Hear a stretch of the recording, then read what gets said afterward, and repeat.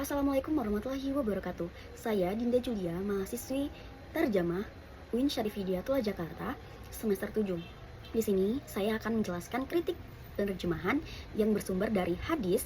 Hadisnya diambil dari situs hadis.id. Tepatnya pada hadis Sunan Abi Dawud nomor 4151 dalam kitab adab dengan tema doa saat marah.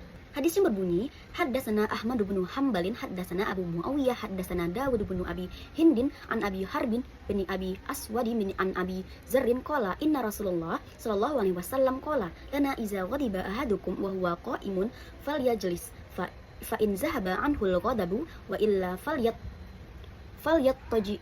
Haddatsana Wahbu bin Bakiyata an Khalidin an Dawuda an Bakrin anna Nabiy sallallahu alaihi wasallam ba'ata Abal Zarrin bihazal hadisi qala Abu Dawud wa haza asahul hadis. Diterjemahkan, telah menceritakan kepada kami Ahmad bin Hambal berkata, telah menceritakan kepada kami Abu Muawiyah berkata, telah menceritakan kepada kami Dawud bin Abu Hindun dari Abu Harb bin Abul Aswad dari Abu Zar, ia berkata, Rasulullah SAW bersabda kepada kami, jika salah seorang dari kalian marah dan ia dalam keadaan berdiri, hendaklah ia duduk.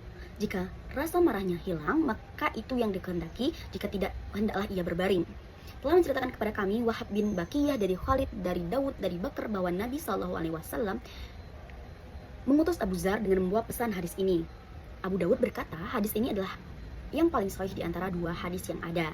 Nah, selanjutnya jenis teks dan tujuan terjemahan ini adalah teks ini merupakan teks informatif vokatif karena mengandung informasi dan perintah moral atau ajaran. Lalu tujuan penerjemahan ini untuk studi hadis dan praktik ibadah, yaitu buat untuk keagamaan dan akademis. Lalu analisis teks sumber nih.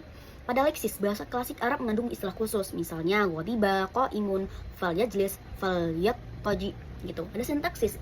Kemudian sintaksis, kalimat panjang berantai dengan sanad rantai periwayatan. Lalu gaya bahasanya formal, normatif dan religius. Idiom di sini terdapat juga idiom jika marah berdiri, hendaklah duduk. Jika marah belum reda, hendaklah berbaring. Idiom berlaku etis saat marah begitu. Lalu, nuansa maknanya lebih instruktif, mengandung saran praktis dan nilai moral. Lalu, pesan inti dari cara menghadapi kemarahan sesuai ajaran Nabi. Kemudian, bagian ketiga analisis teks terjemahan. Pada non-leksikal, mayoritas tepat.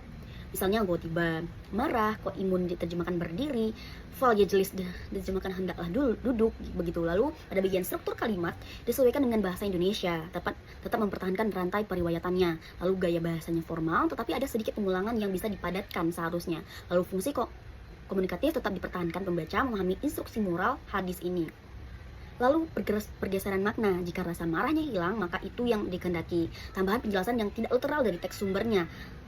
Kemudian kata hendaklah sudah tepat, namun kalimat teks terjemahan agak panjang sehingga ritme instruksi sedikit berubah. Lalu keempat, penerapan translation procedure. Pertama ada modulation, digunakan pada frasa jika rasa marahnya hilang, maka itu yang dikehendaki untuk menjelaskan makna implisit. Lalu cultural equivalence-nya ada hendaklah duduk atau berbaring menyesuaikan perilaku yang familiar bagi pembaca Indonesia.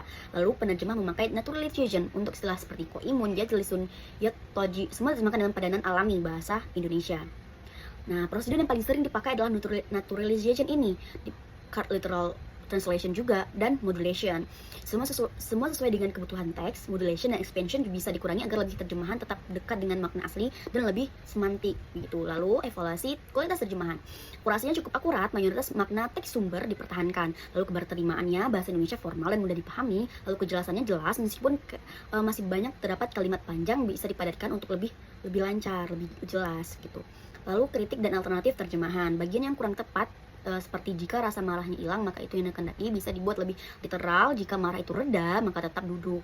Jika tidak, adalah berbaring begitu. Beberapa pengulangan telah menceritakan kepada kami bisa dipadatkan untuk membaca lebih lancar. Lalu alternatif terjemahannya lebih semantik begitu. Rasulullah SAW bersabda, jika salah seorang dari kalian marah sedang berdiri, hendaklah ia duduk. Jika marah itu reda, tetaplah duduk. Jika tidak, hendaklah berbaring. Lalu analisis dan kritiknya ada interferensi struktural. Struktur telah menceritakan kepada kami Ahmad bin Hambal adalah salinan langsung dari pola haddatsana. Sebaiknya diganti dengan Ahmad bin Hambal meriwayatkan kepada kami. Lalu ejaan PEB-nya hendaklah tambahkan koma setelah kepada kami Ahmad bin Hambal. Nah, begitu tanda bacanya ganti titik 2 setelah bersabda menjadi koma agar sesuai dengan kaidah bahasa baku Indonesia. transliterasinya gunakan SKB 2 Menteri 1997 seperti Abu Muawiyah, Dawud, Abu Zar gitu. Nah, kemudian juga pada registernya masih bersifat religius formal, terjemahan sudah cukup menjaga kesakralan, tetapi repetisi sanad membuatnya terasa kaku. Lalu masih ada terdapat kesalahan makna. Secara umum makna utama tidak bergeser, tapi kalimat jika rasa marahnya hilang maka itu yang dikehendaki kurang natural.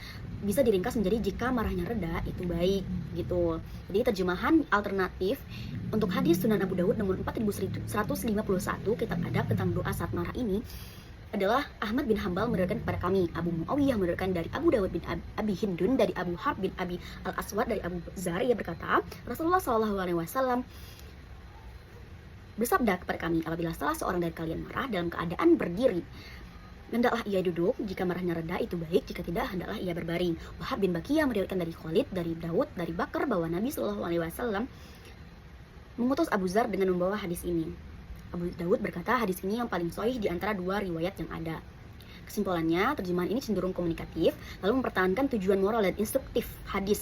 Lalu beberapa bagian bisa disesuaikan untuk lebih mendekati makna literal teks sumber.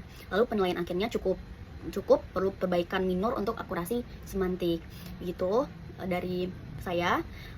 Baiklah, kurang lebihnya mohon maaf. Terima kasih. Assalamualaikum warahmatullahi wabarakatuh.